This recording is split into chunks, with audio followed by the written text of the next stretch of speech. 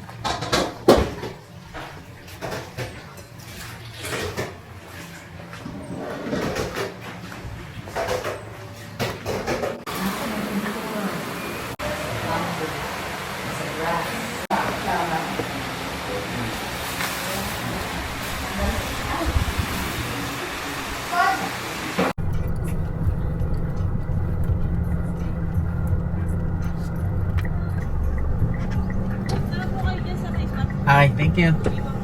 Hi guys. So nandito na tayo sa Bukid Pamana. So magse-set up muna tayo. Let's go.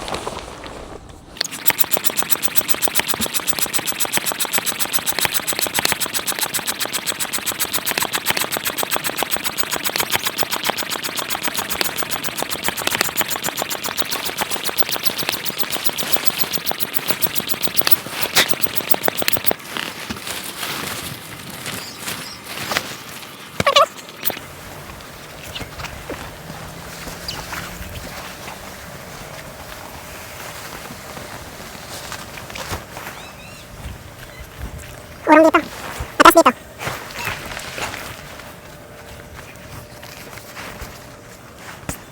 Okay, so nabuo na natin table. Ang next natin bubuuin ay yung ating mga sabitan. Sabitan tayo para malagyan na natin yung iba.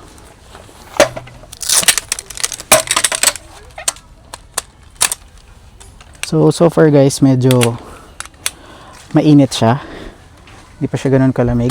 Tingnan natin mamaya kung lalamig siya. So etong mga to, para siya sa dito, para maisabit natin yung pinaka sabitan.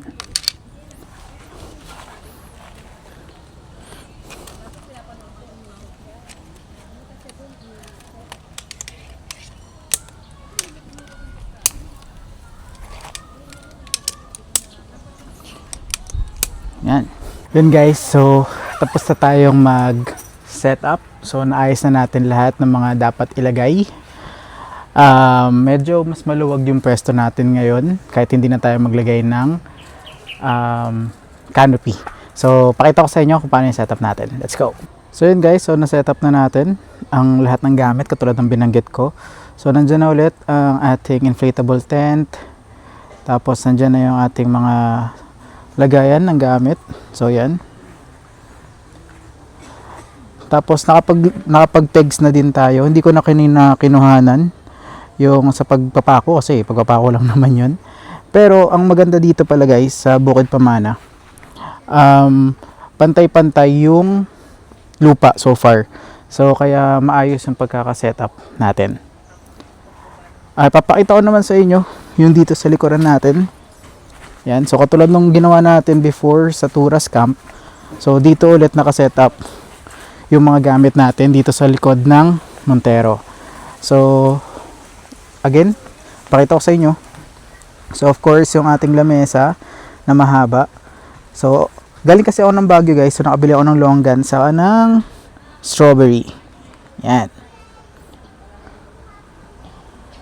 Tapos dito naman, mamaya dito natin ilalagay yung ating mga utensils, yung ating mga plato. Then of course, yung ating tubigan. Andyan yung ating cooler. And then of course, yung lagay natin ng yung box na lagay natin ng kung ano-ano. Then nilagay na rin natin yung mga ilaw. Yan. So yung ating camping light, nandyan na yung isa. And then nilagay ko na rin dito yung isa. Yan. Tapos, doon sa dulo doon, papakita ko sa inyo. Yan. So, doon, nilagay ko na rin yung ating mga solar lights para ma-charge siya. So guys, so since tapos na tayo, ipakita yung mga setup natin.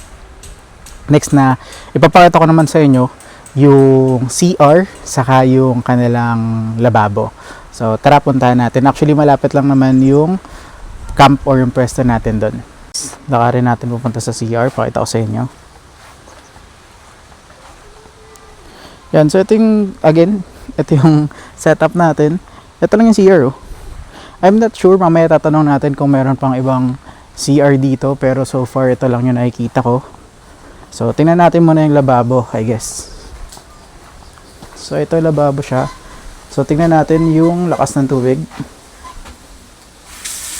Okay, so malakas naman to. Tingnan natin isa. Okay, malakas din guys. So in terms of tubig, mga goods naman siya. Tingnan natin yung CR.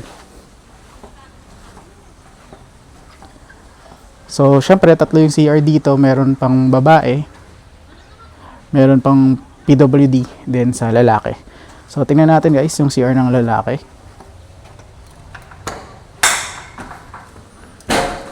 Uy, saan natin ilaw? So yan. So malinis naman guys yung CR. Yan, nag-echo lang. Pero malinis naman yung CR. Wait ako sa inyo. Yan. At meron ako nakikitang bidet. So tayo ay magbi-bidet check guys. So yan, tingnan natin bidet kung gano'ng kalakas. Okay guys. So bidet check, mukhang okay naman. Then meron din ditong shower head, yan o. So tingnan naman natin ang pressure ng tubig dito sa CR. So meron din.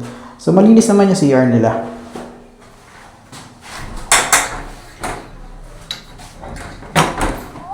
So far guys, ang maganda dito ay maraming puno.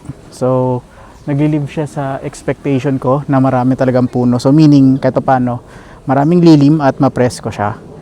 Tapos maluwag-luwag din naman dito. So yun guys, napakita ko naman na sa inyo yung CR sa yung lababo, papahinga lang tayo ng kaunti.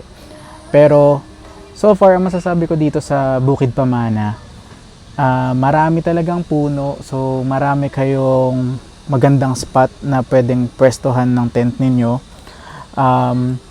Tapos may mga lilim din talaga. Ito, for example, yung setup natin ngayon kung nasan tayo, may lilim siya, so hindi ganun ka init kahit anong oras pa lang.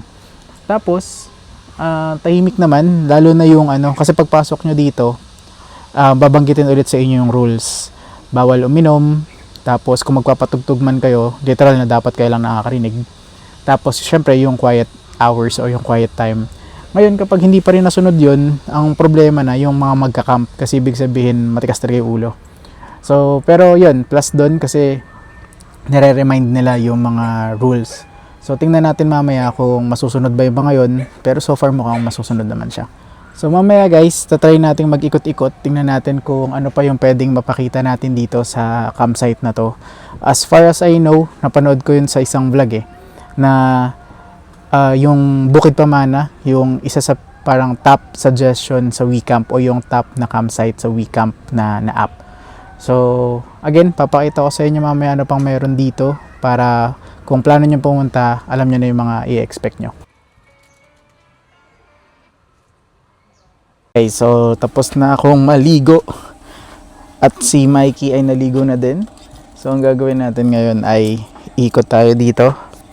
Tingnan natin kung ano makikita natin o ano pang meron dito sa Bukid Pamana. Let's go. Guys, yan ulit yung ating setup.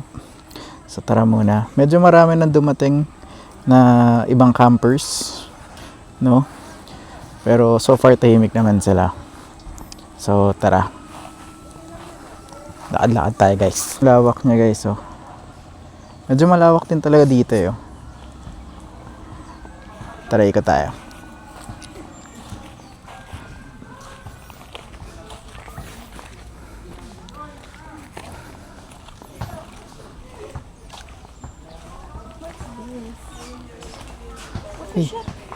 Ay, coffee shop. Ay, yeah.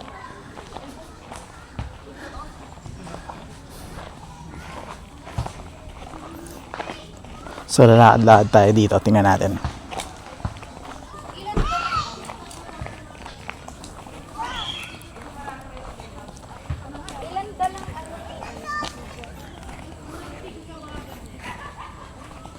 Sumaluwag po pala dito. Ay, dito yung sinasabi. Dito nag-camp si Reed,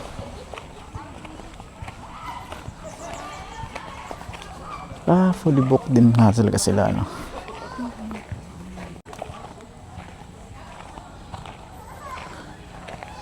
May CR din dito. Ito yung sinasabi nila na matataas na puno. Ang ganda.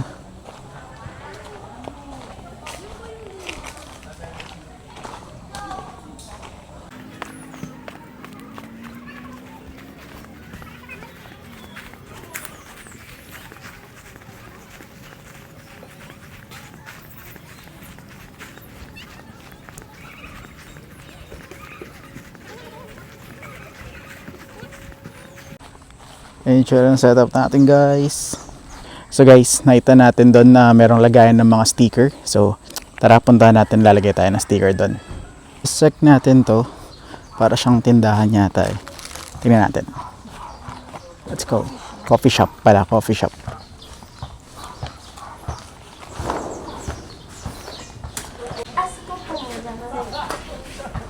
Guys, ilalagay tayo guys.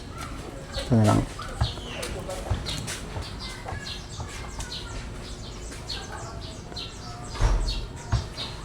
Ayan o. So ito yung mga pumunta guys. Shoutout po sa inyo.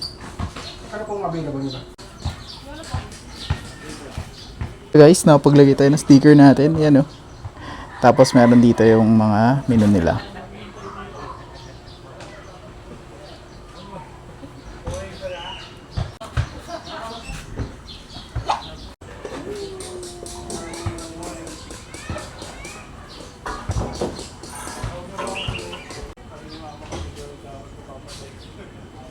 So guys, bumili kami dito ng buko, fresh buko, saka ng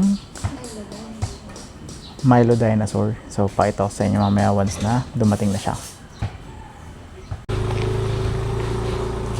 Ito pa yung ibang ano guys, meron dito. Bukod pumana, cabin and pool, mahogany and forest. Raketin natin. Tara.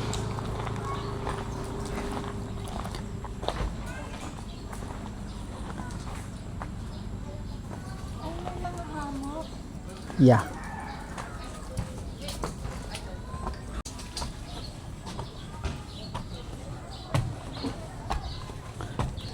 Uy. So ito yung view niya mula dito sa taas guys. Yan.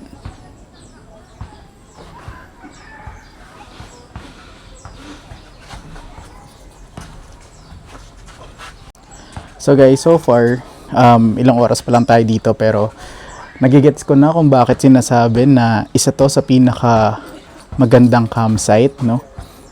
Kasi lagi siyang kasama sa top 3 ng mga ibang vloggers. So, mga goods naman talaga dito. So far, sobrang okay niya. Ano siya guys, sobrang laki niya. Dami niyong pwedeng lakaran. Dami activities. Tapos nga, mayroong swimming pool. Tapos mayroong mga, Dami puno. para sa mga bata, yung tatalon-talon sila. Sa daming puno. Yung trampoline. So, sobrang goods dito. So guys, nabili tayo ng, ano yan? Nabili tayo ng ano guys, buko. Saan ng Milo Dinosaur. Pakita ko sa inyo. So ayan guys, fresh buko saka Milo Dinosaur. Milo Dinosaur. So, balik tayo guys sa ano, balik tayo sa tent natin. Ito pala yung trampoline guys para sa mga bata. So pag may mga tropa kayong, may mga dala kayong bata, pagurin nyo dyan para matulog agad. Yun guys, so sobrang luwag nito. Kahit saang camp or kahit saang spot, pwede kayo magtayo ng tent nyo.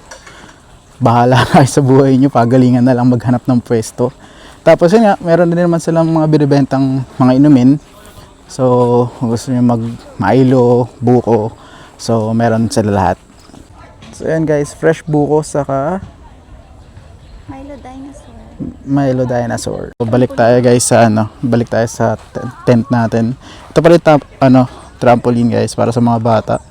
So pag may mga tropa kayong, may mga dala kayong bata, pagurin nyo dyan para matulog agad.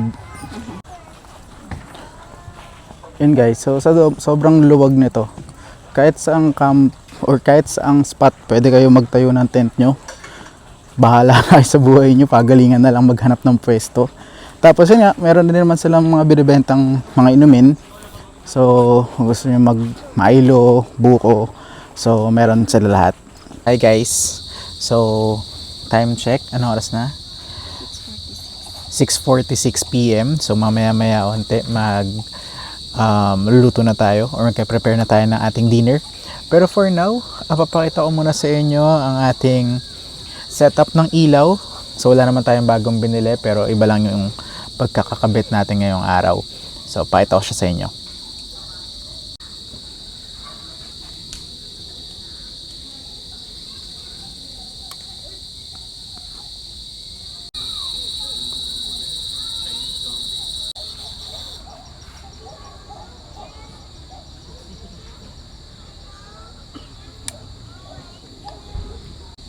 So guys, ito na no. Nabuksan na natin yung dalawa natin camping light. So pakita ko sa inyo yung ibang ilaw natin. So ang binubuksan pa lang naman natin ay yung ating isang fairy light. Di pa natin binubuksan yung isa pa nating fairy light na solar. And then nandito ang ating ilaw na LED na solar din para naman yan mamaya sa ating preparation sa dinner. So guys, ano nga pala? Siyempre, katulad ng ginagawa natin sa mga dating camping, tayo ay manunood ulit ng One Piece.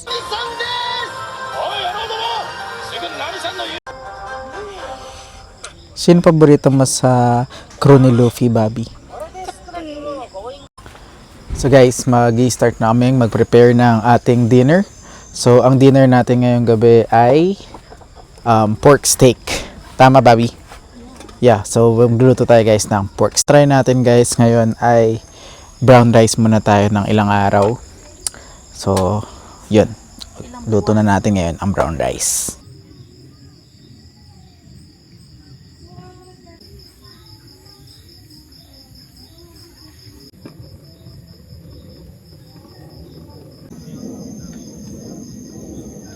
Guys, so tapos na tayo maligo. Nakapaghugas na rin tayo ng mga plato. Tapos na tayo mag-dinner. So, ang gagawin na lang natin ngayon ay tumambay. Tapos tingnan natin kung manonood tayo mamaya ng movie. So far medyo hindi ganun kalamig pero hindi rin naman mainit. Presko, ganun. So, komportable tayo makakatulog dito. Tapos, doon, medyo may mga kulog-kulog doon. Pero dito sa side natin, may mga stars naman. So, feeling ko hindi naman tayo ulanan ngayong gabi. Guys, so good morning. So, kaagising lang natin. Ngayon ay nagluluto na tayo ng breakfast. So, update lang. Kagabi, okay naman yung lamig. Hindi siya sobrang lamig pero hindi rin siya mainit. So, presko siya. So, makakatulog at makakatulog ka. Maganda dito no pagkagising din namin. Hindi siya ganoon kainit. Tapos siguro kasi factor yung maraming puno. So ngayon magluluto na tayo ng ating breakfast. So yun guys, nagluto na tayo ng kanin. Tapos ito ang ating hotdog. Then syempre yung ating egg. So guys, tapos na tayo magluto ng ating breakfast. So, papayita ko sa inyo kung ano itsura niya. So, hotdog, saka itlog yan. Pero iba-ibang luto. Tapos meron pa kasing natira kagabi na pork chop. Tapos yung ating mga prutas. Okay guys, so tapos na tayong ligpit ng mga gamit natin. Tapos na rin tayong maligo. Papahinga lang tayo ng kaunti. Tapos alis na tayo. So, pakita ko sa inyo anong itsura. Yan, no? Naligpit na natin guys. Yan. So, wala na tayong kakalat-kalat. Guys, so since sabi ko nga sa inyo, tapos na tayong magligpit. So, ibibigay na natin yung ating camp review dito sa Bukid Pamana. So, again, nagpapahinga lang tayo dito. So, game. Camp review tayo. So, number 1, accessibility. Walang problema pagdating sa daan. Kahit anong type ng sasakyan, makakapunta dito. So, points sila doon. Next, security. Doon sa unahan, parang yun yata yung bahay nila o tinutulugan nila. So, literal na secured kayo dito kasi may bantay 24/7. Tapos, mayroon pang gate. Tapos, bago ka makapunta or makapasok, haharangin ka kasi nila eh. Kasi babasahan ka nga nila, diba, ng rules. So, secured talaga yung lugar. So, number 3, price value. Magkano ulit? 1,200 pero for 2 persons na yon, included na lahat. So, car camping na yon.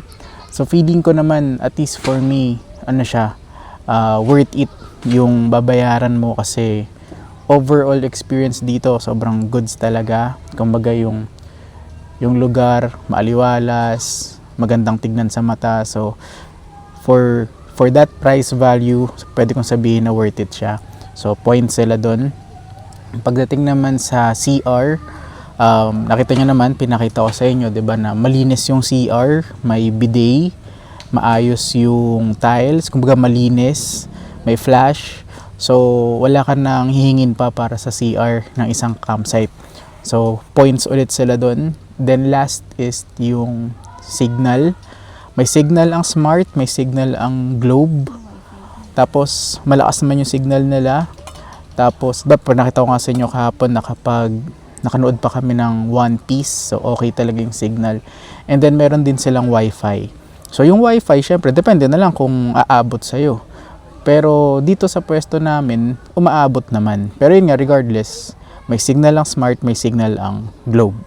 So, overall, ang score or ang review natin dito sa Bukid Pamana is 5 out of 5. So, perfect sila. So, ngayon alam ko na kung bakit talaga number 1 sila sa WeCamp na app. So, sobrang okay ng campsite na to. So, definitely dapat puntahan nyo siya. So, yun guys. So, see you next week ulit sa next natin na camping. So, bye-bye.